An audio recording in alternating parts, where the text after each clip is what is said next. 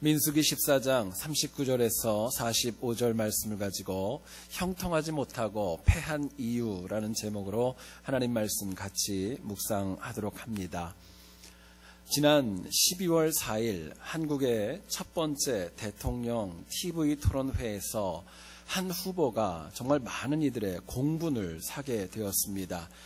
대통령 후보로 가져야 될 정책과 비전은 거의 없고 비판과 정죄만 일삼았습니다.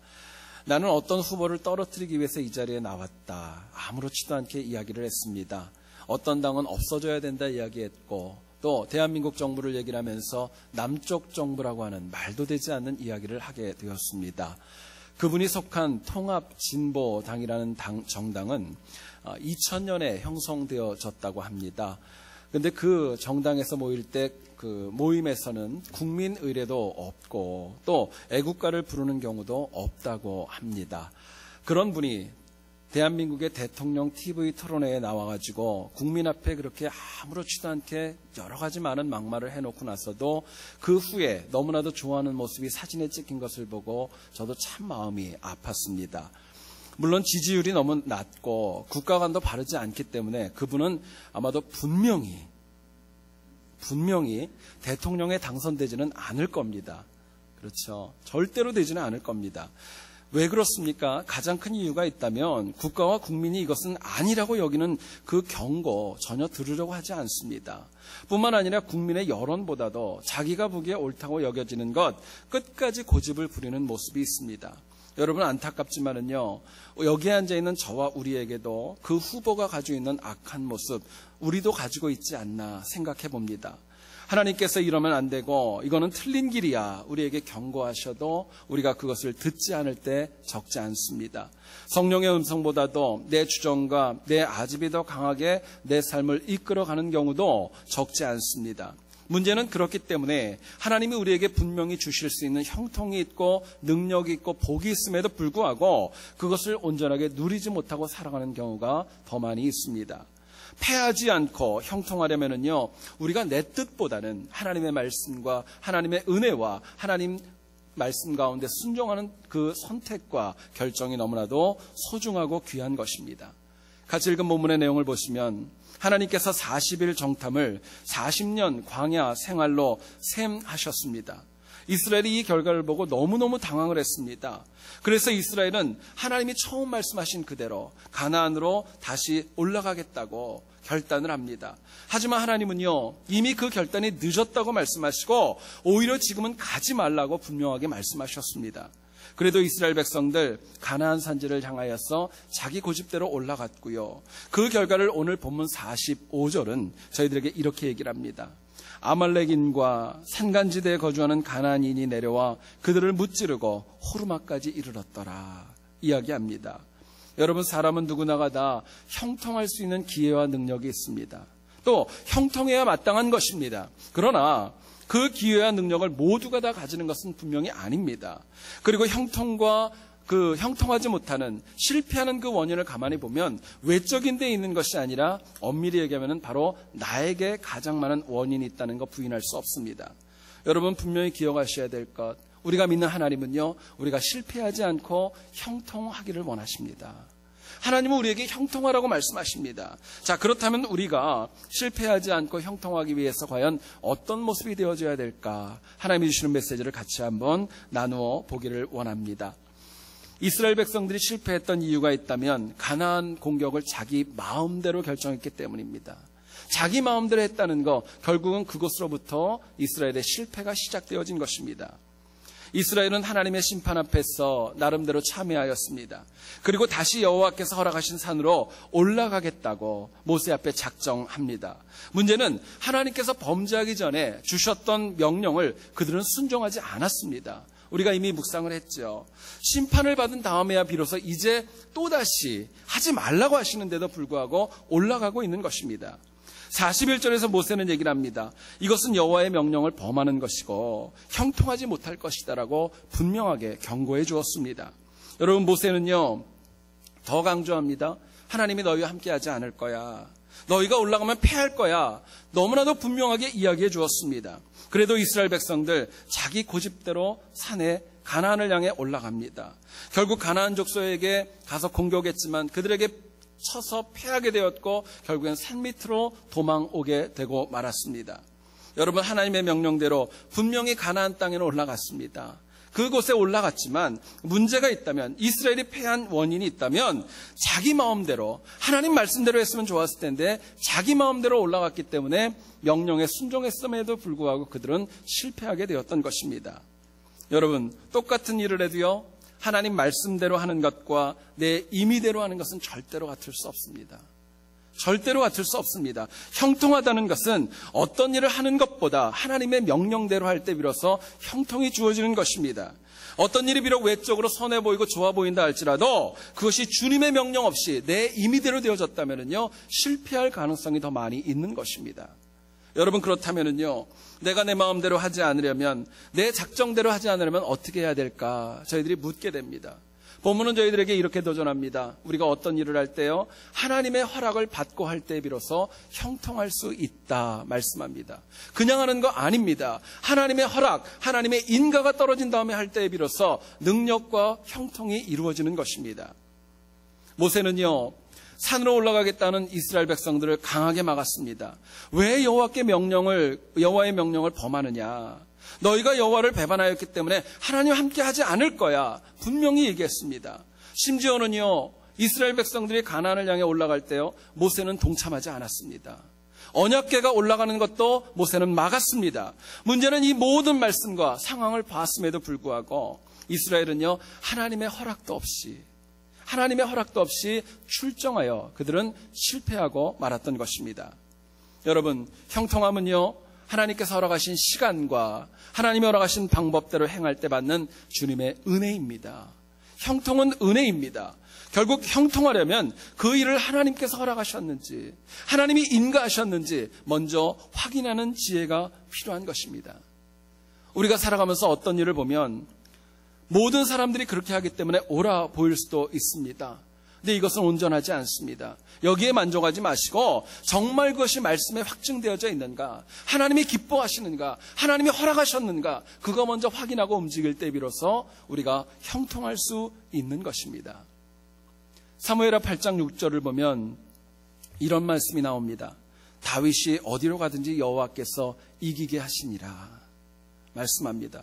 하나님께서 다윗이 어디에서 누구와 무엇을 해도 형통하게 이끌어 주셨다는 것입니다. 여러분, 그런데요, 이 말씀이 있기 전 사무엘하 8장 그 이전에 7장에는요 굉장히 유명한 사건이 기록되어져 있습니다.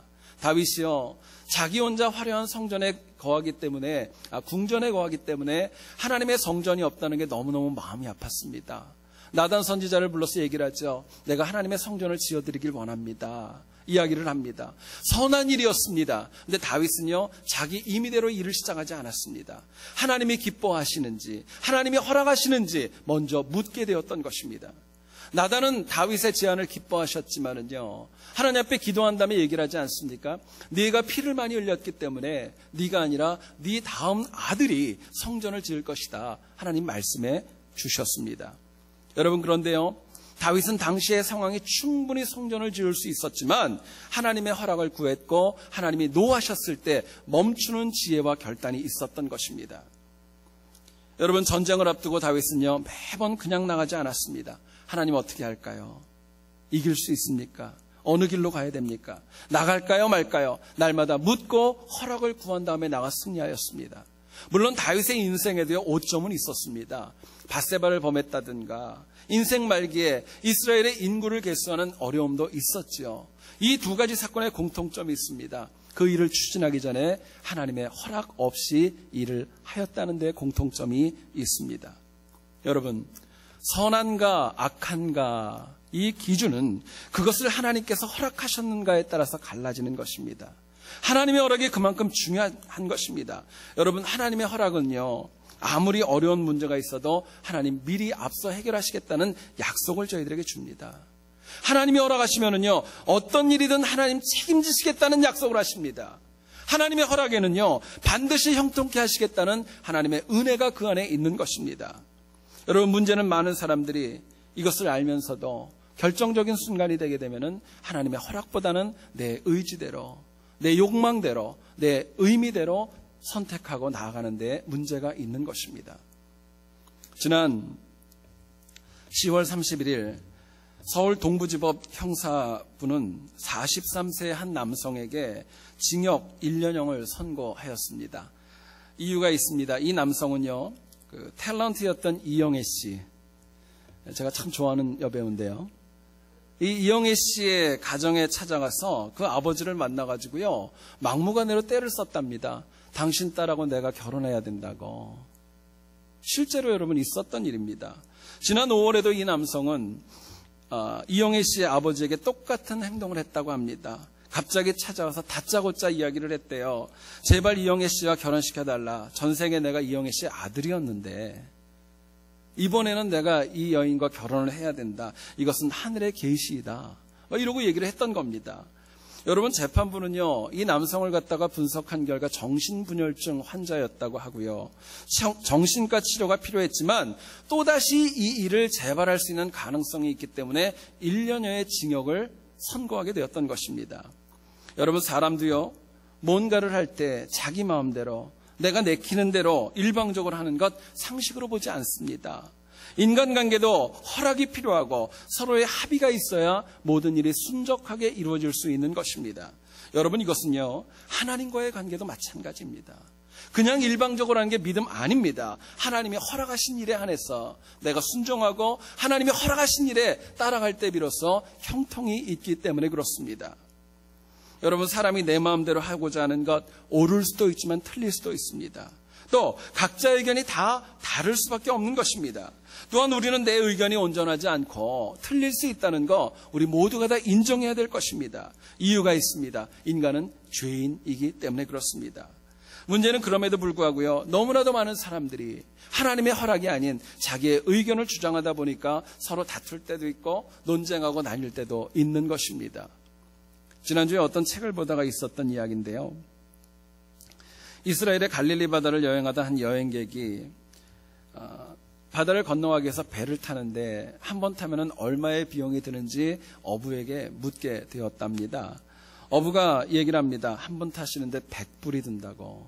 적은 돈이 아니죠. 여행객이 항의하면서 얘기를 합니다. 왜 이렇게 비싼 것입니까? 그러자 이 어부가 퉁명스럽게 이렇게 얘기했답니다. 여기가 바로 예수님께서 무리를 걸어가신 곳이라고. 여기가 예수님이 무리를 걸어가신 곳이기 때문에 비쌀 수밖에 없다고 이야기를 했습니다.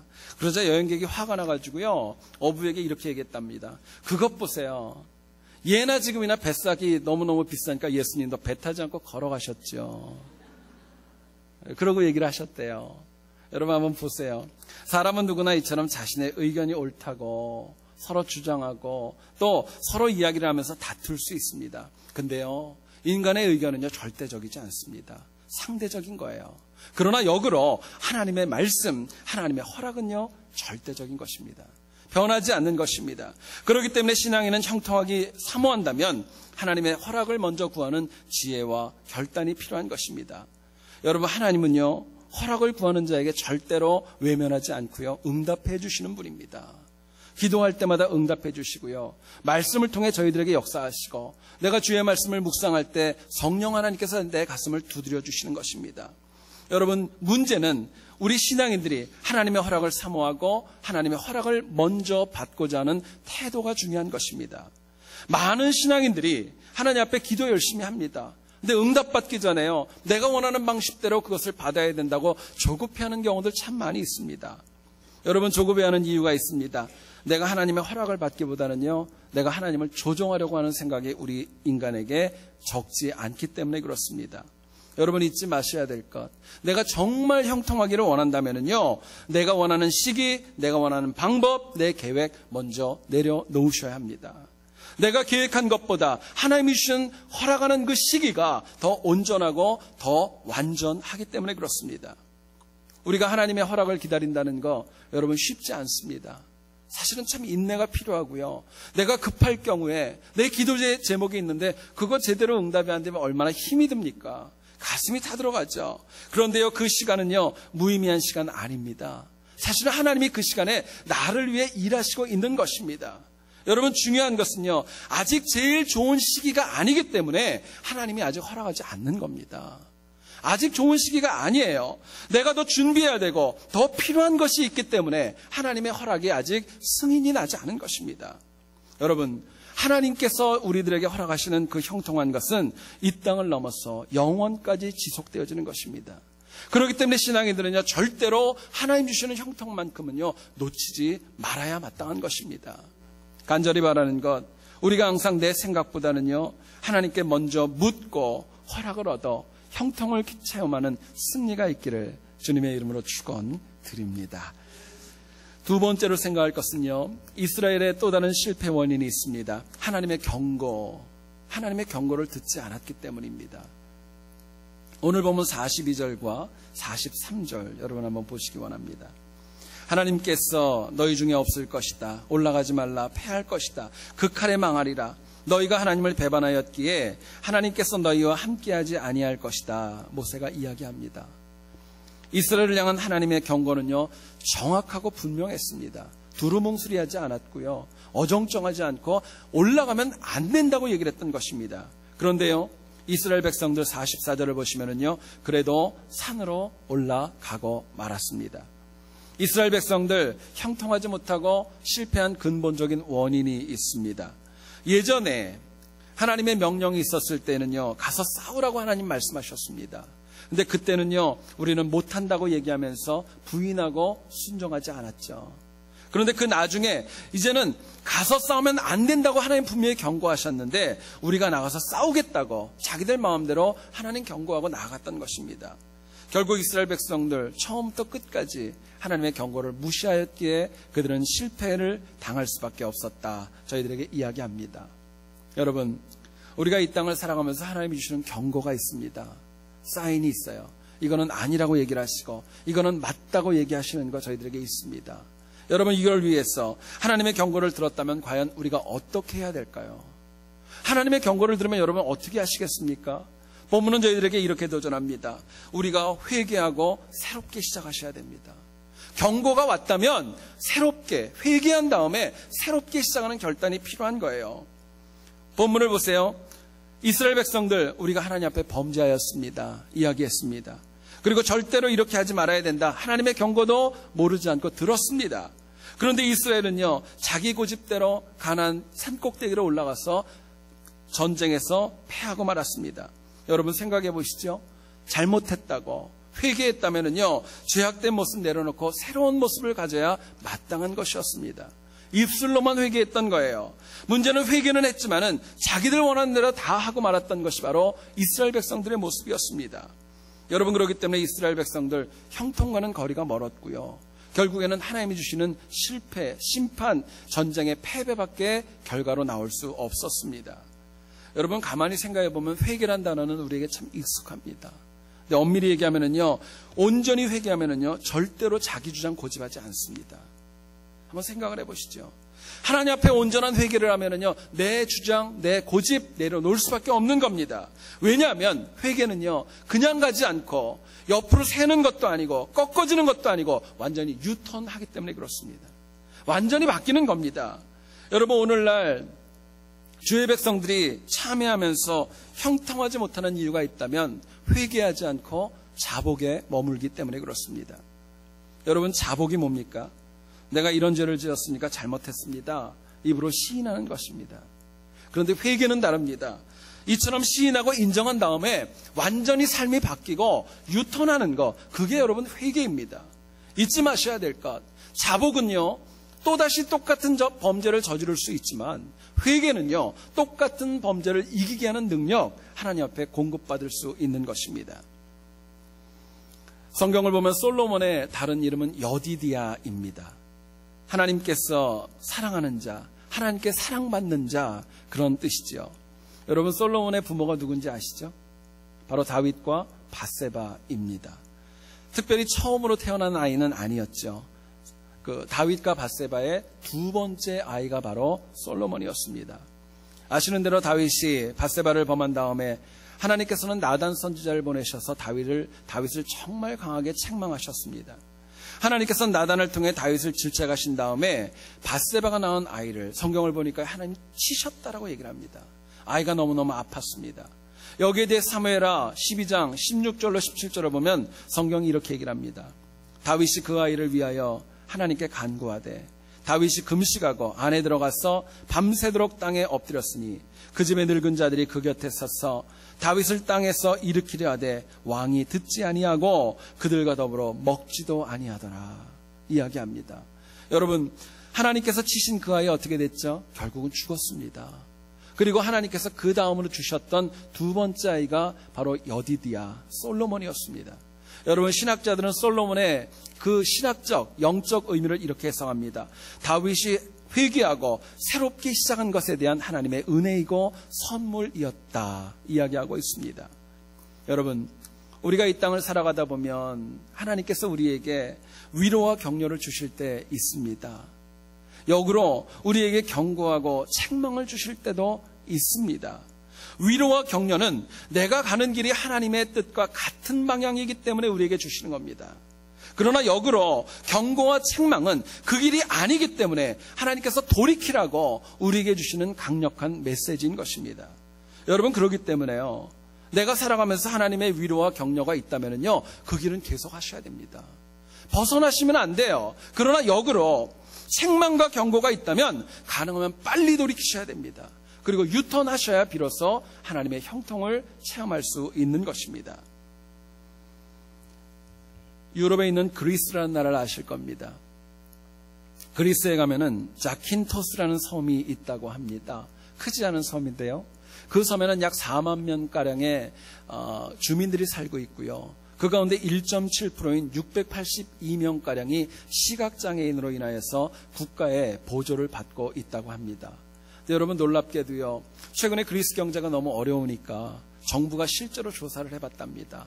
그런데요, 정말 시각장애인으로 밝혀진 사람은 682명 가운데 불과 50명밖에 되질 않았습니다. 여러분, 나머지 사람들은요, 시각장애인이 아니었음에도 불구하고 정부로부터 보조되어지는 돈을 갖다가 325유로나 매달 받으면서 오랜 기간을 살아왔던 거예요. 여러분, 신문을 보니까 그렇게 얘기하더라고요. 시각장애인으로 등록되어 있는데 사냥꾼도 있었어요. 상상이 안 가시죠?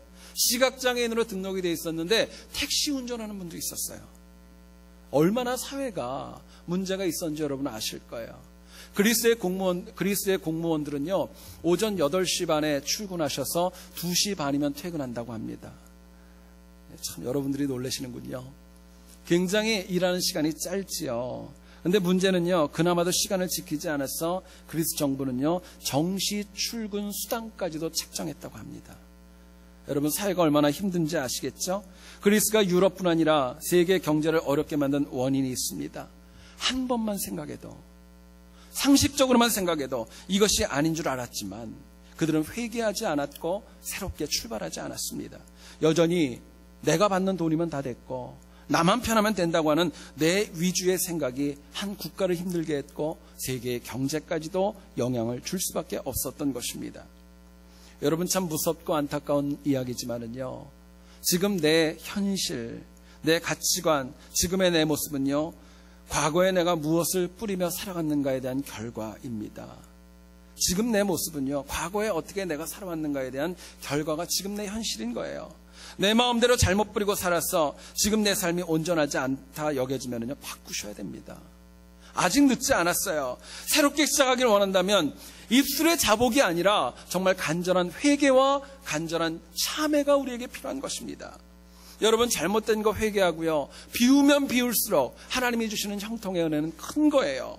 실패가 아닌 형통은 하나님의 말씀을 듣고 길을 바꾸는 곳에서부터 시작되어진다는 것을 성경은 저희들에게 분명하게 말씀해주고 있습니다. 여러분, 길이 아니면 바꾸셔야 돼요. 고집 부리시면 안 돼요. 어떤 어린아이가 어머니 뱃속에서부터 믿었던 아이가 있더랍니다. 모태신앙이라고 얘기를 하죠. 이 아이가 어느 날 주일학교에서 예배 시간에 참석을 했는데 목사님께서 아이들에게 질문을 했답니다. 여러분, 천국에 가고 싶습니까? 물어봤어요. 그랬더니 모든 아이들이 다 좋다고 천국 가고 싶다 그랬는데 유독 이 모태신앙이었던 아이 하나만 자기는 가고 싶지 않다고 이야기를 하더랍니다. 이 목사님께서 너무 놀라셔가지고 너는 왜 안 가는 거냐고 물어봤을 때요, 이 아이가 이렇게 얘기했더랍니다. 목사님, 우리 엄마가 그러는데요, 다른 곳 가지 말고 교회 끝나면 집으로 곧바로 오라고 그랬어요. 뭘 모르는 거예요. 여러분 한번 생각을 해보시죠. 우리가 매일 가던 길, 내가 살아왔던 방식, 그 길을 또 가고 있는데 그 속에 열매와 상급이 없다면요, 이제는 바꾸셔야 됩니다. 바꿔야 될 때예요. 아이들이 뜨거운 것을 만지고 다쳤는데 그걸 또 만진다면요, 그 아이는 어리석은 것입니다. 여러분, 근데 우리에게도 그 모습이 있죠. 지금까지 내가 겪었던 어려움과 아픔으로 힘들었는데 또 내 고집, 내 자아, 내 마음대로 한다면요, 그건 지혜로운 거 아닙니다. 어리석은 거예요. 과거에 어리석고 부족했던 것, 이제는요, 그것으로 충분합니다. 더 거기에 붙잡혀서는 안 되는 거예요. 바꿔야 되고 새롭게 유턴할 때 비로소 내가 실패가 아닌 형통을 향해 나아갈 수 있는 것입니다. 많은 분들이 생각합니다. 세상이 먼저 내가 원하는 대로 바뀌어야 내가 바뀔 수 있다고, 하나님이 먼저 좀 바꿔주셔야 내가 바뀔 수 있다고 이야기하는 분들 제가 봤습니다. 여러분, 그렇지 않습니다. 내가 바꿔야 됩니다. 내가 바꿔야 돼요. 내 삶에서 하나님 말씀에 합한 것과 합하지 않은 것 무엇인지 냉정하게 구분할 줄 아셔야 됩니다. 그래서 과감하게 버려야 될 것은 버리셔야 되고요, 새로운 출발을 위한 은혜를 그래야 비로소 풍성하게 받을 수 있는 것입니다. 여러분, 이스라엘 백성들 형통하게 해서 딴 거 필요한 거 아니었습니다. 과거에 불순종했던 회개했다면요, 이제는 하나님만 붙잡고 가는 겁니다. 내 생각 버리고 하나님의 경고에 맞게끔 다시금 바꿔서 새롭게 시작하는 것, 그럴 때 미래가 열릴 수밖에 없는데 그 길을 가지 못했던 것입니다. 여러분, 회개는요, 결단으로 되는 거 아닙니다. 작정으로 되는 것도 아닙니다. 회개는요, 하나님의 말씀을 듣는 것에 시작됩니다. 하나님의 은혜가 임할 때에 비로소 내가 온전한 회개와 새롭게 시작됨이 이루어지는 것입니다. 여러분, 말씀을 잘 듣는 거, 그냥 교회에 오셔서 단순하게 내가 있어야 될 자리에 앉아있는 거, 그거 말하는 거 아닙니다. 말씀을 잘 듣는다는 거 내 이야기로 들으셔야 됩니다. 하나님의 말씀으로 들으셔야 돼요. 그래야 비로소 이 패역한 세상에서 형통할 수 있는 것입니다. 여러분, 회개로 새롭게 시작하면요, 지나온 삶의 열매보다 더 큰 거 열립니다. 여러분, 믿으셔야 합니다. 새롭게 시작하면요, 하나님이 더 큰 거 주시는 거예요. 새롭게 시작하면요, 사람이 아닌 하나님의 동행하심과 이끌어가심, 내가 날마다 체험하며 승리할 수 있는 것입니다. 여러분, 하나님께서는요, 우리에게 주시는 형통, 특별한 사람들에게만 주시는 거 아닙니다. 사실은요, 주님의 백성 모두에게 주시기 원하고 우리가 자격이 있고 받아야 마땅한 은혜입니다. 형통은요, 하나님께서 바뀌셔야 받는 거 아니라 내가 바뀌어야 됩니다.